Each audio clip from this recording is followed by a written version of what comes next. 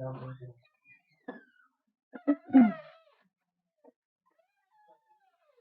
morning everyone. Today we are discuss about on the topic Apgar score. तो सबसे पहले हम बात करेंगे कि एपगार स्कोर होता क्या है, इसकी खोज किसने की है, इसमें कौन कौन से पैरामीटर्स होते हैं, तो उन सब का हम स्टडी करेंगे।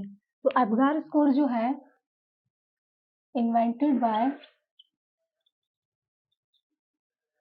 एक अमेरिकन एनेस्थेसियोलॉजिस्ट है, वर्जीनिया एपगार।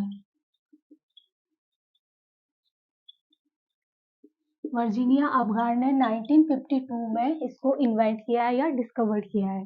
कौन है? Virginia Apgar. ये एक अमेरिकन एनेस्थेसियोलॉजिस्ट है।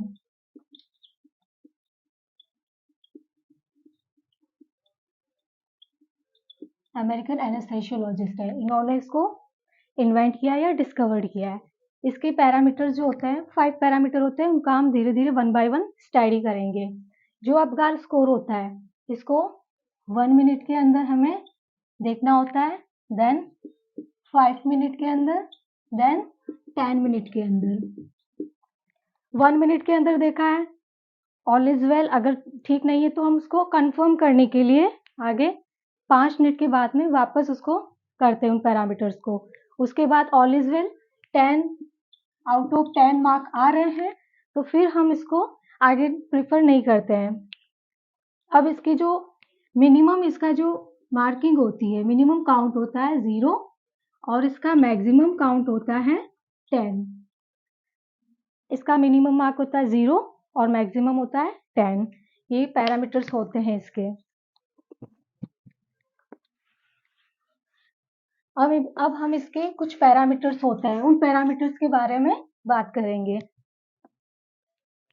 5 पैरामीटर्स होते हैं एपगार स्कोर में। इसमें आपको एक चीज, एक न्यूमोनिक होता है, वो आपको याद रखना है, प्रेगा, PRAGA, प्रेगा। ये आपको ध्यान रखना है। P मतलब होता है pulse rate, first parameter. R मतलब होता है रेस्पिरेशन। A मतलब होता है एक्टिविटी। कई बार एग्जामिनर एक्टिविटी को मसल स्टोन करके भी पूछ सकता है। 4 पैरामीटर होता है ग्रीमेस। इसको भी कभी कभार एग्जामिनर रिफ्लेक्स करके पूछ सकता है आपको। एंड 5 एंड लास्ट पैरामीटर होता है हमारा A से अपीयरेंस। इसको एग्जामिनर आपको स्किन कलर करके पूछ सकता है। ठीक है, 1 बाय 1 हम इनका मार्किंग देखते हैं कि कितना होता है।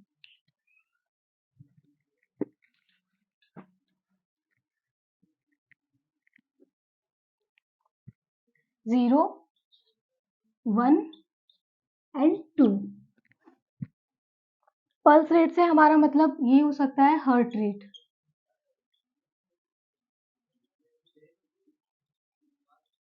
ठीक है, पल्स रेट को एग्जामिनर आपको हार्ट रेट करके पूछ सकता है। प्रेगा आपको न्यूमोनिक्स याद रखना है।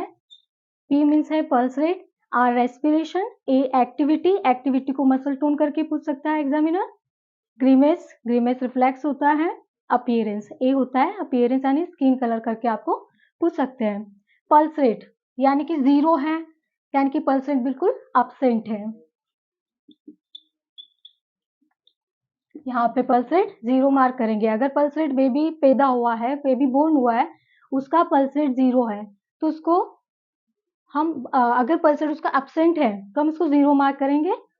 और अगर मोर देन 100 पर मिनट है तो हम उसको 2 मार्क्स करेंगे, और लेस देन 100 है तो उसको 1 मार्क देंगे।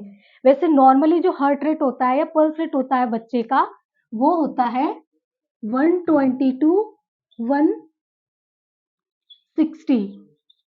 ये नॉर्मल पल्स रेट होता है न्यूबॉर्न बेबी का, 120 to 160। अगर बच्चा रो रहा है तो ये जो पल्स रेट है इसमें थोड़ा वेरिएशन हो सकता है। अगर बच्चा रो रहा है तो पल्स रेट 180 तक जा सकता है, इट्स ओके। और अगर बच्चा सो रहा है तो ये 100 हो सकता है, लेकिन बिलो 100 मुझे बिल्कुल भी मंजूर नहीं होगा। ठीक है, बिलो 100 तो होना ही नहीं चाहिए। अगर बिलो 100 है तो हम इसको 1 मार्क करेंगे।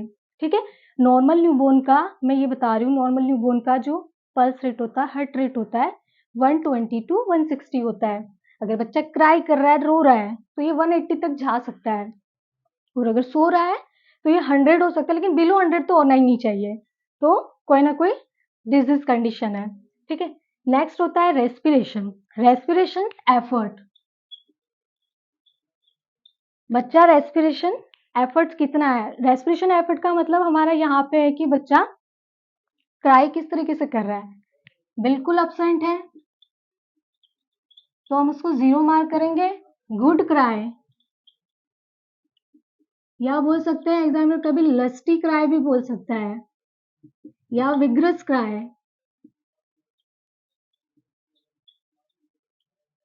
ठीक है, और यहाँ पर एक नंबर क्या होगा, स्लो है, इरेगुलर क्राई है, तो हम उसको 1 नंबर देंगे। बात करें हम रेस्पिरेशन एफर्ट्स की, एक चीज याद रखना कि रेस्पिरेशन एफर्ट्स को काउंट करते हैं अबगार स्कोर के अंदर, लेकिन respiration rate is not present. Respiration rate point to be noted, respiration rate is not count in Apgar score. हमें एफर्ट्स की बात कर रहे हैं, बच्चा किसी रो रहा है उसका रेस्पिरेशन रेट से यहाँ पे कोई लेना देना नहीं है। ठीक है, ये क्वेश्चंस आता है कि Apgar score include all except, पूछ लेंगे, कुछ सारे पैरामीटर दे देंगे और एक में लिख लेंगे रेस्पिरेशन रेट। तो रेस्पिरेशन रेट एबगार स्कोर के अंदर हम काउंट नहीं करते हैं। तो रेस्पिरेशन एफर्ट्स में एब्सेंट है, बिल्कुल रो ही नहीं रहा है, 0 मार्क देंगे। स्लो इरेगुलर क्राई कर रहा है, 1 मार्क देंगे। गुड क्राई कर रहा है, लस्टी क्राई कर रहा है, विग्रस क्राई कर रहा है बच्चा। ये वर्ड ध्यान रखना, ये वर्ड पूछा जाता है, आपको कंफ्यूज करने के लिए ऐसे बोल देते हैं लस्टी क्राई। ठीक है, अच्छे से रो रहा है, बहुत ज्यादा रो रहा है, विग्रस क्राई, तो 2 मार्क्स देते हैं। नेक्स्ट हमारा मतलब है एक्टिविटी, बिल्कुल अब्सेंट है, यानी कि मसल टोन है ही नहीं, एटोनिक है, तो हम उसको बोलते हैं 0 मार्क करते हैं। मसल टोन, बिल्कुल टोन है ही नहीं बच्चे में। और यहाँ पे है कि मिनिमल फ्लेक्शन कर रहा है वो,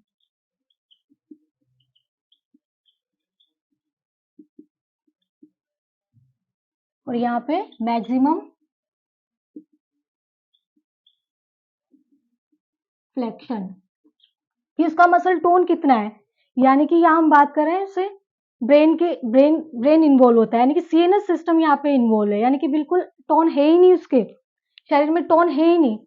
ठीक है, तो एटोनिक है, अब्सेंट है, फ्लैसिड है बिल्कुल, और यहाँ पे मिनिमम फ्लेक्शन है, और यहाँ पे फ्लेक्शन बिल्कुल है ही नहीं, यहाँ पे फ्लेक्शन मैक्सिमम होगा तो 2 मार्क्स देंगे।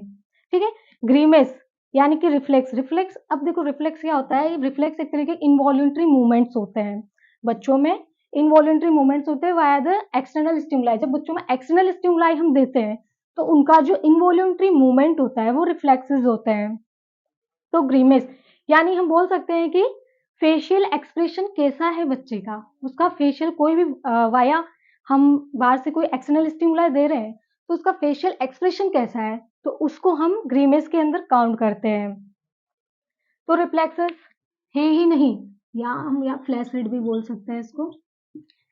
यहाँ क्या है ग्रीमेस में, यानी कि ग्रीमेस रिफ्लेक्स बिल्कुल अब्सेंट है, कोई रेस्पॉन्स नहीं कर रहा है, नो रेस्पॉन्स,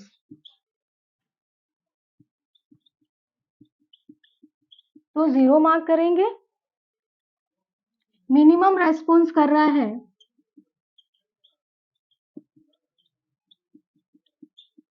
मिनिमम रेस्पॉन्स कर रहा है, यानी कि हम सक्शन कर रहे हैं या कुछ भी कर रहे हैं, नेजल सक्शन कर रहे हैं, ओरल सक्शन कर रहे हैं, मिनिमम रेस्पॉन्स है उसका, तो 1 नंबर देंगे। और मैक्सिमम बहुत अच्छा उसका क्या है, रेस्पॉन्स है, प्रॉम्प्टली रेस्पॉन्स कर रहा है।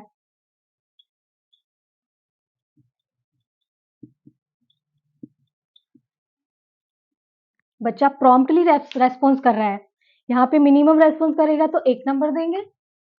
और अच्छे से रेस्पिरेशन कर, मतलब वो रेस्पॉन्स कर रहा है, या हम बाहर से कोई स्टिमुलाई दे रहे हैं, रिफ्लेक्सेस होता है क्या है, रिफ्लेक्स एक्चुअली होता ये है कि इनवॉल्यूंटरी मूवमेंट्स होते हैं बच्चे के, न्यूबॉर्न बेबी बोर्न हुआ है, पैदा हुआ है बच्चा, उसके इनवॉल्यूंटरी मूवमेंट्स होते हैं वाया द एक्सटर्नल स्टिमुलाई। कोई एक्सटर्नल स्टिमुलाई हम सक्शन कर रहे हैं, कोई भी एक्सटर्नल स्टिमुलाई हो सकता है।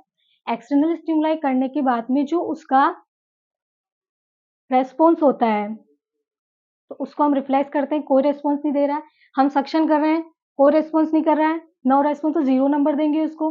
थोड़ा रेस्पॉन्स कर रहा है via suction, by suctioning, minimum response कर रहा है 1 नंबर देंगे। अच्छे से रेस्पॉन्स कर रहा है, प्रॉम्प्टली रेस्पॉन्स कर रहा है, तुरंत रेस्पॉन्स कर रहा है, इमीडिएट रेस्पॉन्स कर रहा है, 2 नंबर देंगे। नेक्स्ट हमारा आता है अपीयरेंस, यानी कि स्किन कलर। स्किन कलर में क्या है, यहाँ पे पूरा साइनोज्ड हो रखा है बच्चा, क्या है, फुल बॉडी साइनोज्ड, साइनोसिस हो रखा है, होल बॉडी, पूरी बॉडी क्या है, साइनोज्ड है, ट्रंकियल एरिया भी साइनोज्ड है और उसके एक्सट्रीमिटीज भी साइनोज्ड है, पूरी बॉडी उसकी साइनोज्ड है, उसे हम वो उसको हम 0 नंबर देंगे। 1 नंबर किसे देंगे कि जो ट्रंकियल एरिया है उसका जो बॉडी है वो तो क्या है, पिंक है, यानी कि जो ट्रंकियल एरिया है उसका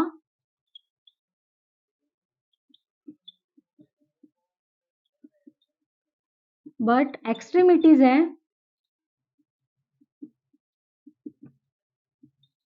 वो ब्लू है। ट्रंकियल एरिया तो पिंक है बट जो एक्सट्रीमिटीज है उसका वो क्या है, ब्लू है, तो उसको 1 नंबर देंगे। इस कंडीशन को हम एक्रोसाइनोसिस भी बोल सकते हैं, एक्रोसाइनोसिस, यानी यहाँ पे 0 नंबर किसे देंगे, बिल्कुल साइनोज हो रखा है, फुल बॉडी उसका क्या है, ब्लू है, पूरा साइनोसिस है। यहाँ हम 1 नंबर किसे देंगे, जो उसका ट्रंकियल एरिया है यानी कि जो सेंट्रल एरिया है वो तो क्या है, पिंक है, बट जो एक्सट्रीमिटीज है वो क्या है, ब्लू है, इसको हम एक्रोसाइनोसिस बोलेंगे। अब ये ऐसा क्यों होता है, क्योंकि जो बच्चा पैदा होता है तो क्या है, condition hypothermia, due to hypothermia की वजह से ही हो सकता है, क्योंकि जब बच्चा मदर के वुम्ब में होता है ना, ये बच्चा है, ये मदर के वुम्ब में है, तो यहाँ का जो टेम्परेचर है वो 37 डिग्री सेंटीग्रेड है। जब वो इस इंट्रा यूटराइन लाइफ से एक्स्ट्रा यूटराइन लाइफ में आता है,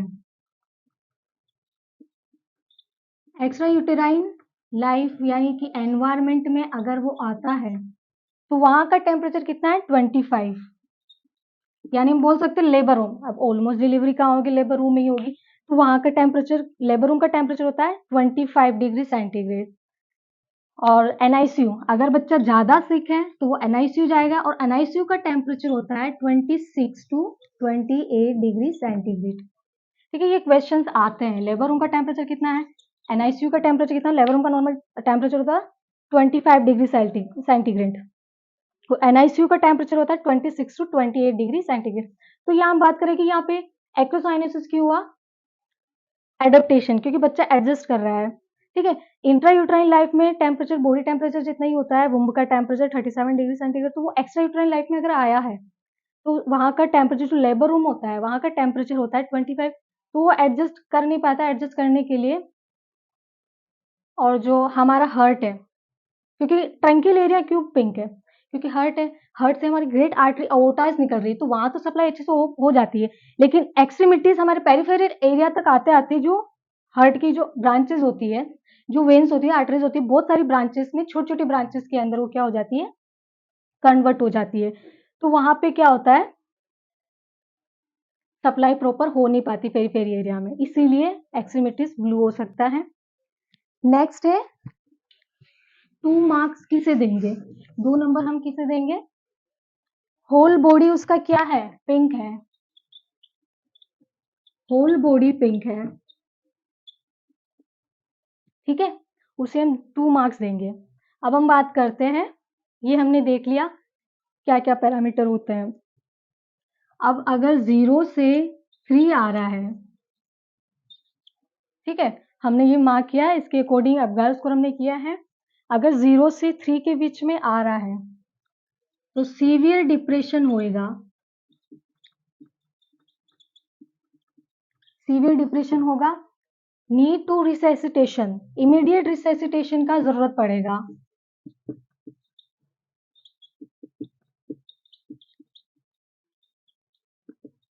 इमीडिएट सीपीआर की जरूरत पड़ेगी या रिसेसिटेशन की जरूरत पड़ेगा बच्चे को। अगर ये मार्किंग 4 to 7 आ रहा है ना, ये मार्किंग 4 to, हमने एब्गार स्कोर किया है, बच्चा न्यूबॉर्न बेबी पैदा हुआ है, हमने एब्गार स्कोर किया है 4 to 7 के बीच में आ रहा है, तो हम क्या करेंगे, स्टार्ट ऑक्सीजन। ये क्वेश्चंस आया हुआ यहाँ से कि एक बच्चे का एब्गार स्कोर 6 है, तो उसमें प्रायोरिटी नर्सिंग इंटरवेंशन क्या होगा, स्टार्ट O2, या हम स्टिमुलेट कर सकते हैं बच्चे को, stimulate the baby for crying, cry के लिए स्टिमुलेट। अब स्टिमुलेट कैसे करेंगे, बैक रब करेंगे, नर्स क्या करेगी, बैक रब करेगी ताकि वो उसकी क्राई को स्टिमुलेट कर सके। नेक्स्ट होता है, अगर स्कोर 8 से 10 के बीच में आया है, यहाँ पे हम बोल सकते हैं माइल्ड डिप्रेशन है, माइल्ड डिप्रेशन है बच्चे में, डिप्रेशन, ठीक है। 8 to 10 अगर मार्किंग आया है एब्गार स्कोर करने के बाद, ठीक है, 8 से 10 के बीच में आया है, कोई डिप्रेशन नहीं है बच्चे में, नो डिप्रेशन, कोई डिप्रेशन नहीं है, no need to any intervention,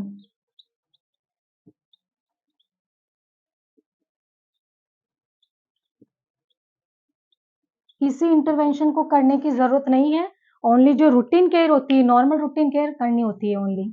बच्चे को रब किया है, कवर किया है, ड्राई किया है, सेक्शन किया है, तो ये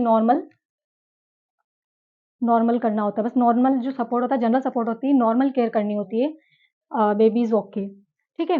और ये चीज, एक चीज और मैं बता देती हूँ कि इसमें कौन कौन से सिस्टम इन्वॉल्व हुए हैं, हार्ट यानी कि हमारा सीवीएस सिस्टम इन्वॉल्व हुआ है, cardiovascular, pulse rate, heart rate यानी कि सीवीएस सिस्टम, यहाँ पे रेस्पिरेशन सिस्टम इन्वॉल्व हुआ है, एक्टिविटी और मसल टोन में हमारा सेंट्रल नर्वस सिस्टम इन्वॉल्व हुआ है, स्किन कलर के अंदर हमारा इंटीग्यूमेटरी सिस्टम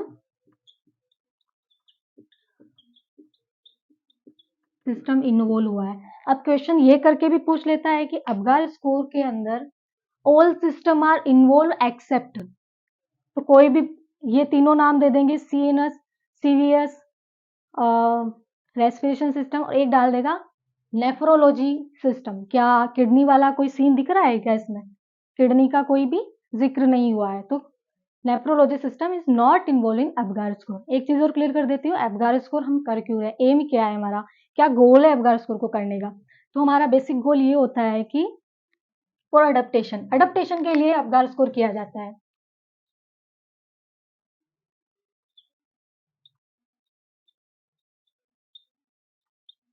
ठीक है।